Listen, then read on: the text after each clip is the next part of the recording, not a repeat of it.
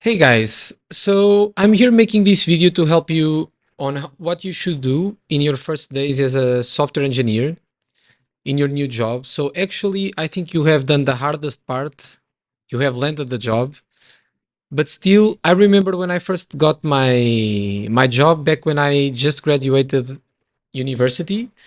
I had no clue what my first job was going to be like. So I assume most of you feel the same way. And having been working for 5 years now, I think I can safely say that I can distinguish people that succeed in their first jobs, what are good behaviors to have, what to expect. So let's jump into that. So, first of all, in most software jobs right now, they all work in under the agile framework. So expect to have a meeting every day, usually in the morning part. So that's a pretty standard procedure for all software teams. And basically, what you do is you have a meeting to say, what did you do the day before? What are you going to tackle today? And if you have any blockers, so you don't know what to do, some requirement is not clear, you know, anything like that. And it's expected as a junior and even as a senior, if it's your first days in the job, you are expected to have questions, so don't be shy. um Second one, I think you should aim for two things. One, ask where the tests are if it's not clear, by the code repository. If there are no tests, uh, volunteer to add tests. And the second one is set up a local environment where you can try basic features of whatever app you are working on. So that will depend based on the exact role that you have within the company. So right now I'm working as a backend developer. So for me, that would involve setting up APIs running on my local, um, make sure I have the right access to access the software repository. In the backend development case, it's quite common that you have a Postman collection. So what's a Postman collection in case you don't know? It's basically a program where you will have a template of requests on which tell you how to interact with the app. So that helps a lot. So you should focus on these two, I would say, because you want to be able to play on your local without breaking anything um, with your new company's code. And the best ways to do that is definitely to have the setup running and also playing with the tests. So because the tests will tell you what's the logic behind what was developed. And tests are really a great thing because you can learn a lot of the code base by reading the tests, because the tests reflect usually what the user is going to do. You can replicate them yourself and start to build your mental model of how the app works. So that's one thing. The other thing is, as a junior, you can add simple test cases, just to, because there is something as a fear of first commit or first contribution, which is actually a two-sided thing. On one hand, you're afraid to do it. On the other hand, you are afraid of not doing it because, I mean, you don't want to wait a lot of time until you have contributed to the code base. So I would say it's a great way to start. So ask your manager, where are the tests? What can you add? So that would be a great thing. Another thing inside setting up your local environment is the following: write everything down when you are setting up for the first time. And I mean everything. Was your access missing to the software repository? Write it. Uh, were there any environment variables missing? So s- basically, sometimes when you have a piece of code, you are dependent on some variables that are injected into the app to configure it. And that could be something as the username and the password to download things from the software repository. So if they were missing and it's not explicit in the README file of the project, write it down because I am sure it will help your next colleague when he is onboarded. And I can tell you, if I was working with someone who wrote everything down and did a contribution to the code base, which was updating the README in order to make the basically running the app for the first time seamless, I would value that colleague a lot because it shows that they care, and people like to work with people that care. So write everything down, and with the goal in mind of making the experience better for your next colleague. And people will value your work. I can guarantee you. So another thing is, and this would be, let's say you are uh, junior, but I don't know, uh, but you're not that junior, let's say. So you either are a very good programmer, but it's just that it's your first personal, I mean, professional job, or you worked at some place, I don't know, for 6 months, a year, even 2 years, maybe, but you're still pretty much a junior programmer. You don't know that much about several industries as some people do.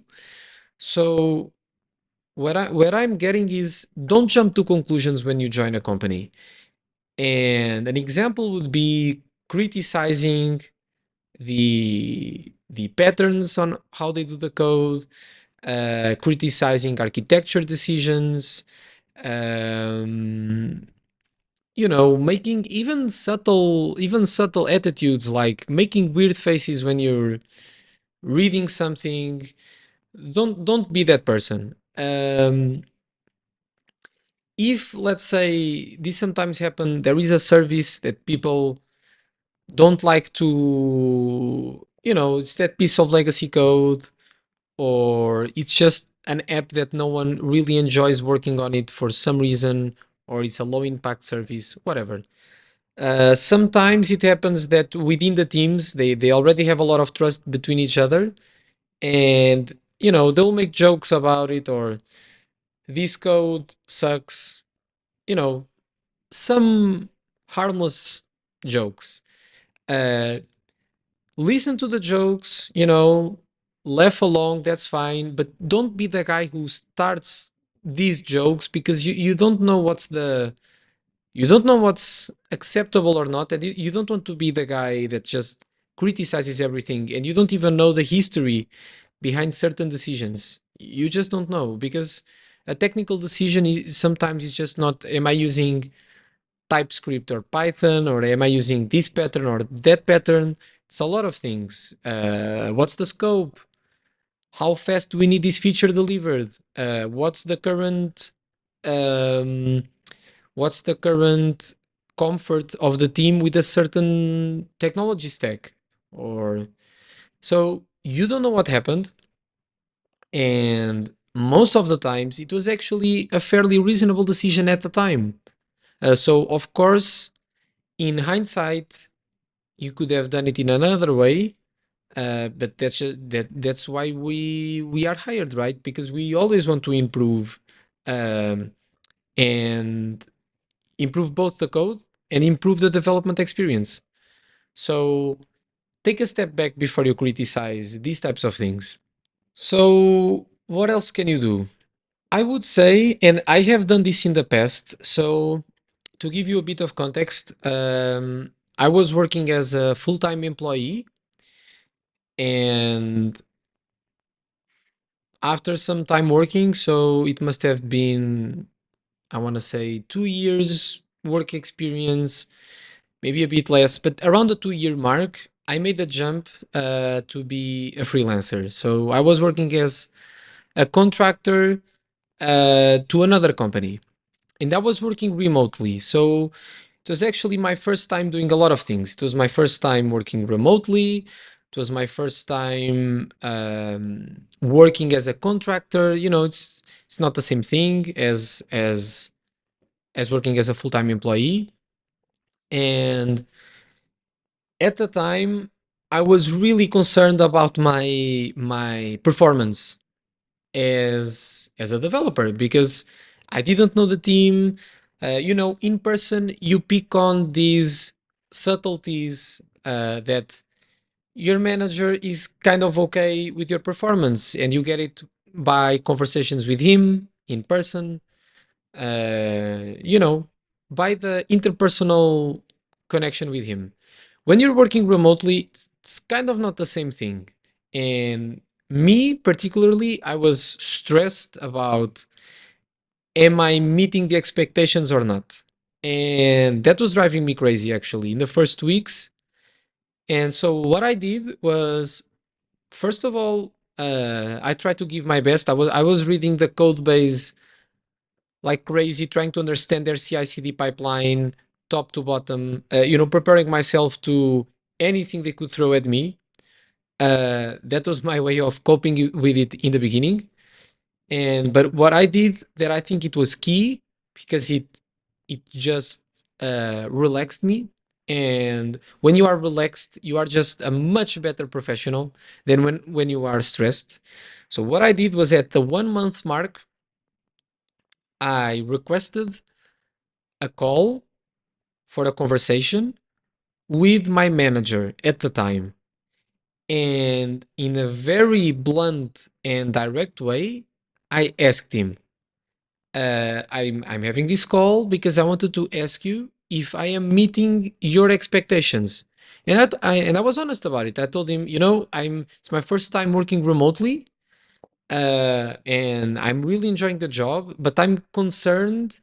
Uh, I'm concerned if you think I am taking too much time to do things. Is there any way I can improve? Because it's leaving me concerned, and I actually want to add value. And he actually told me that I was doing amazing. So I was, you know, I had a complete mismatch between reality and my perception. And the goal of this story is not to brag or that everyone will ask what's their performance and it's amazing, because a lot of times it will not, and that's okay. It's to be proactive and ask, because even if your purely technical performance is not being that great, which can be for a variety of reasons, you're just not comfortable with the stack. Maybe the documentation is really, really bad. Maybe you are not confident enough to ask your coworkers for help, and you should learn how to ask for help. You know, it doesn't mean you are a bad programmer by definition. So what I think is key is to be proactive and ask whoever is responsible, like, you know, show that you're concerned. Like, I'm concerned if I'm delivering the value that I am expected to deliver. And if I am not, please advise me on or guide me on how I can improve, and I will make sure I'll do that what's needed, you know? Because people will value that kind of attitude a lot. Like, put yourself in the position of your boss, your manager, whoever hired you. If you are a freelancer, if you are your client, I would just maybe change the wording a bit. But if you put yourself in the other person's shoes, you would realize this demonstrates a lot from the other person.